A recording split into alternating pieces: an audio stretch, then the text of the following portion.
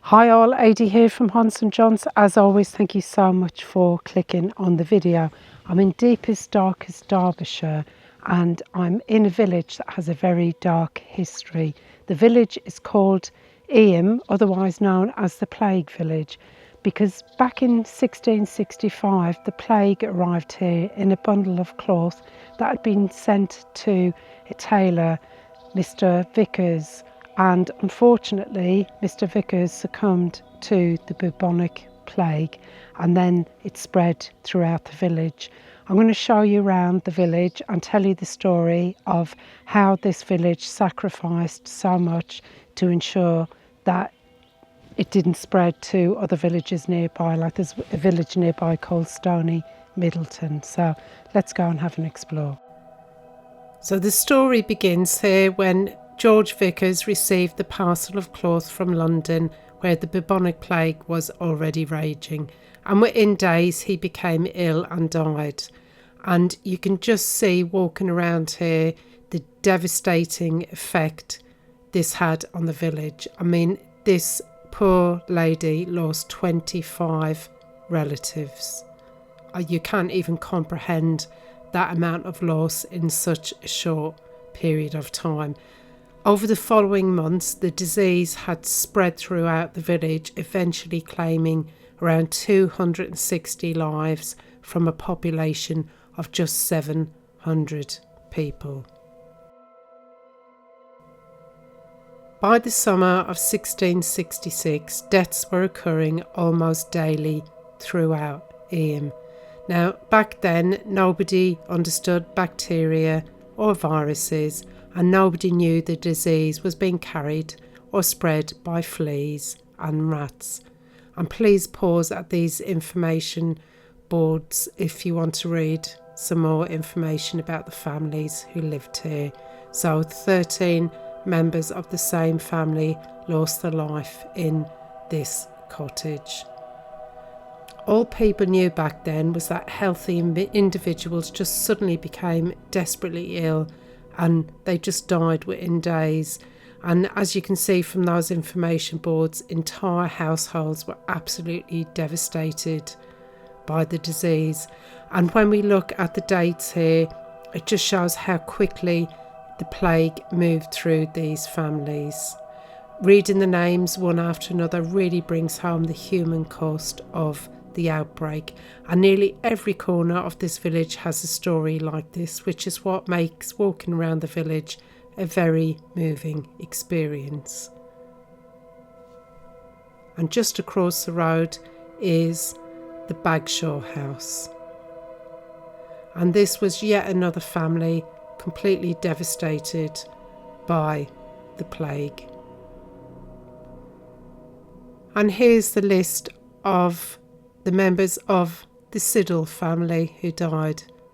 Absolutely devastating. And Elizabeth, who remarried and then she died. The second husband died, but their young son, aged just 3, survived. And I'm just heading up now to the Lydgate. And before the plague, this would have been one of the principal routes into the village. And the information board here shows how local men were required to stand watch and ward off and question strangers who were entering the settlement. So no doubt during the plague, controlling movement in and out of the village became even more important. What makes the village so famous is not just the plague itself, but the extraordinary decision made by its residents. Now, led by the village ministers, William Mompesson and Thomas Stanley, the villagers agreed to isolate themselves from the outside world in an attempt to prevent the disease spreading to neighbouring communities. And that decision almost certainly saved countless lives, but it came at a terrible cost. Rather than risk spreading the disease to neighbouring communities, the villagers chose to remain here despite knowing the danger they faced. Boundary stones around the village marked the limits of the quarantine, and villagers agreed not to leave. Food and supplies would be left at designated points by neighbouring communities, helping the village survive whilst remaining isolated. And that's a very sad story, isn't it? How there's some graves underneath that house, but the headstones were removed. I do wonder if there's any ghosts in there. If you've heard any stories about the Forester's Arms, please do let me know. Another house that really stands out in the village is this brick house, and it's unique in the village, for all the other buildings here are in the local stone. And this was once an inn called the Stag's Parlour, but it was converted into a private residence in 1828, and if you're interested, it's currently for sale. Just beside the brick house is the stocks. Now these were probably erected by the local Barmcote Court, and they ruled the lead mining industry in the area, and they would have used the stocks for punishment of offending miners who committed relatively minor offences. I'd love to know how minor those offences would have had to be subjected to the village stocks, and how long they would have stayed there for. If you do know, please do let me know in the comments. And they were restored in 1951 to mark the Festival of Britain. And just across the road is Eyam Hall, and much of this building is the 17th century, but the hall now serves as a wedding venue, although you can visit it throughout the year. There's information on the website. It certainly has a very spooky atmospheric appearance, don't you think? And there are local stories of ghostly sightings. And next of all, we're going to head into the local church. Sadly, guys, the motorway when we were driving here was shut for 3 hours, so I only had a very short window to film in the church, so I concentrated on filming things that are linked to the plague. Now, this beautiful book inside the church records the names of those who died during the epidemic. Please do pause and read it piece by piece if you'd like to. It's incredibly moving looking through and seeing all the surnames from the same families. There's a little note on the bottom of the book here, and it says that recent study of material discovered since this work, the book, was produced has enabled them to be more accurate in the estimation of the size of the village in plague times. There was 160 householders that were assessed for tax purposes in 1664, so the population would have been about 700, but 260 of those died from the plague, 16 from other causes, and 433 people who were listed in the village in 1665 are recorded as having married, had children, or died between 1667 and 1725.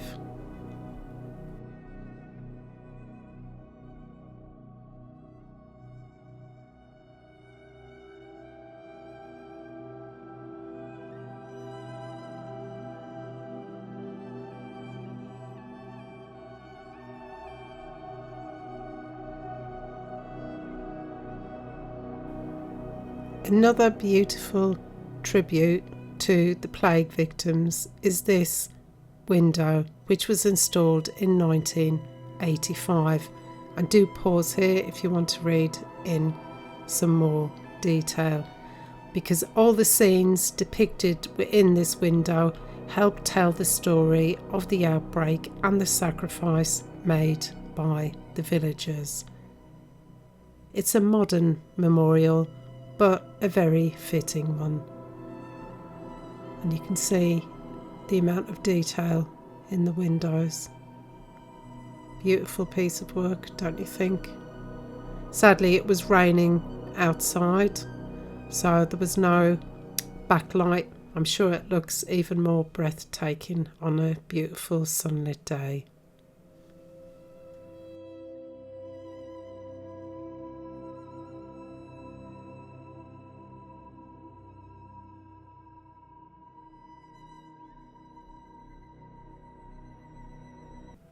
Rather unusually, this church has two fonts. Now this first one here is Saxon, and the second one that I'm going to show you is Norman. And as I look at them here, I can't help wondering just how many of the plague victims listed in that book were baptised right here. I was thinking of the children whose names would eventually appear amongst the dead. It's absolutely heartbreaking, isn't it? Sadly, like I said, I didn't have enough time to explore, but I did find some original features, and one of them was a squint, which you don't find that many anymore. They're quite often bricked up. And I also found a Norman window.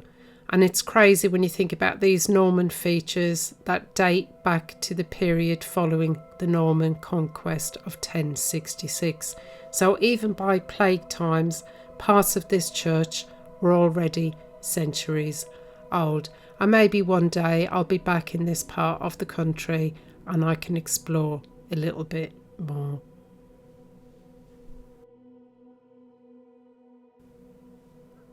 I'm going to head back out into the graveyard, and there's many interesting features out here for me to show you.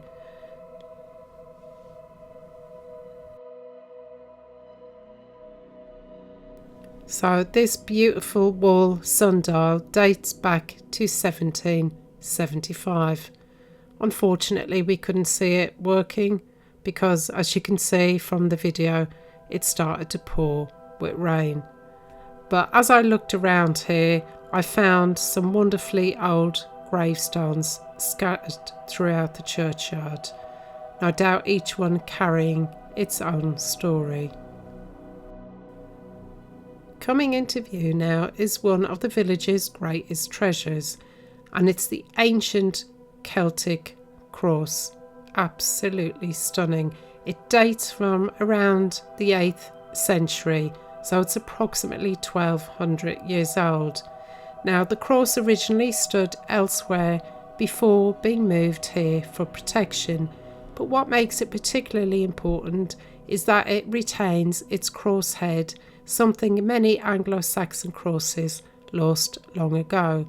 So when you stop and think about it, this cross has witnessed the Vikings, the Norman conquest, the Black Death, the English Civil War, and even the local Great Plague, and everything that has happened since. It's an extraordinary survivor. This is a really beautiful graveyard, and I was surprised at how many details remained. I came across this beautiful table tomb, and as you can see, it's decorated with a skull and crossbones.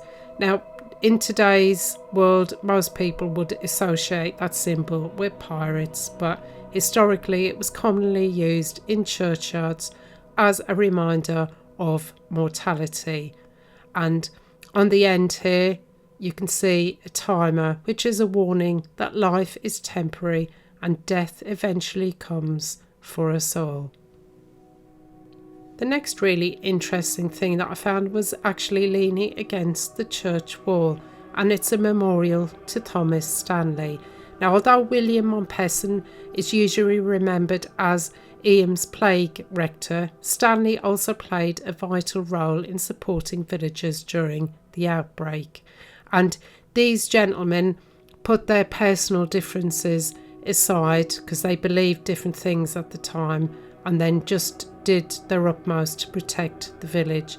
But sadly, opposite is the tomb of Catherine Mompesson, who died in August 1666 after remaining in the village by her husband's side throughout the epidemic. Her husband survived, but she did not. And as I walk around the churchyard, it's impossible not to reflect on what happened here. The village is remembered for its courage and sacrifice, but behind that are the stories where hundreds of ordinary people, their lives were just cut short so brutally by the plague. And one of the saddest realities of this outbreak is that many of the victims of the plague were not buried here in the churchyard. Instead, families often buried loved ones close to where they had died in an effort to reduce further contact and infection. Many people believed back then that strong smelling plants could ward off infection, so they didn't understand germs or bacteria like we do nowadays, so people relied on the best knowledge available to them. And some would have carried bunches of herbs, while others burned aromatic plants in the home. But of course none of it could stop the plague, but it offered comfort and hope during a frightening time. Now this is Eyam Museum. I have visited here before a few years ago, and if you get the opportunity, it's definitely worth popping in. And one of the really interesting things here is the rat weather vane, which is a very fitting symbol considering its association with the plague history. I'm going to head now to Mompesson's well, and this is a vital site because it served as a contactless boundary during the village's isolation. So villagers would have collected essential food dropped off here by outsiders, and residents then paid for these goods by placing coins into the well water, which was also mixed with vinegar to disinfect the money. Whether or not this actually made any difference, people still argue about. But William Mompesson and this selfless strategy that he did actually saved thousands of neighbouring lives while cementing the well as a historic monument to human sacrifice. And there is also a boundary stone on the outskirts of the village that's got little holes where the villagers would have left their coins in the vinegar.